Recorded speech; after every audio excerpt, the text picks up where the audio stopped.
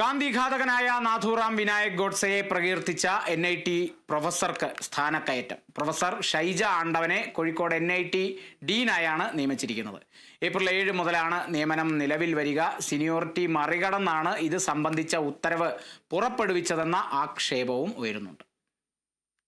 2024 ഗാന്ധി രക്തസാക്ഷി ദിനത്തിൽ ഗാന്ധിഘാതകനായ നാഥുറാം വിനായക് ഗോഡ്സെയെ പ്രകീർത്തിച്ച് ഫേസ്ബുക്ക് കമന്റിട്ട് വിവാദത്തിലായ അധ്യാപികയാണ് professor Shaija Andavan. NIT mechanical engineering വിഭാഗം അധ്യാപികയായ ഇവരെ പ്ലാനിംഗ് ആൻഡ് ഡെവലപ്മെന്റ് വകുപ്പിന്റെ ഡീൻ പദവിയിലേക്ക് ഉയർത്തി തിങ്കളാഴ്ചയാണ് രജിസ്ട്രാർ ഉത്തരവ് പുറത്തിറക്കിയത്. 2 വർഷത്തേക്കുള്ള നിയമനം ഏപ്രിൽ 7 മുതലാണ് പ്രാബല്യത്തിലാവുക.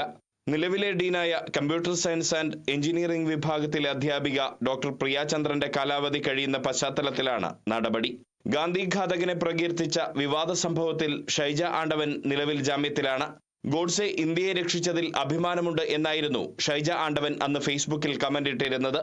പിന്നാലെ കക്ഷി രാഷ്ട്രീയ ഭേദമന്യേ വിദ്യാർത്ഥി സംഘടനകൾ പ്രതിഷേധവുമായി രംഗത്തെത്തിയിരുന്നു. NIT അധ്യാപക സമിതി ഇക്കാര്യത്തിൽ ഷൈജ ആണ്ടവനെതിരെ റിപ്പോർട്ട് നൽകിയിരുന്നെങ്കിലും NIT അധികൃതർ അവരെ സംരക്ഷിക്കുന്ന നിലപാടാണ് സ്വീകരിച്ചിരുന്നത്.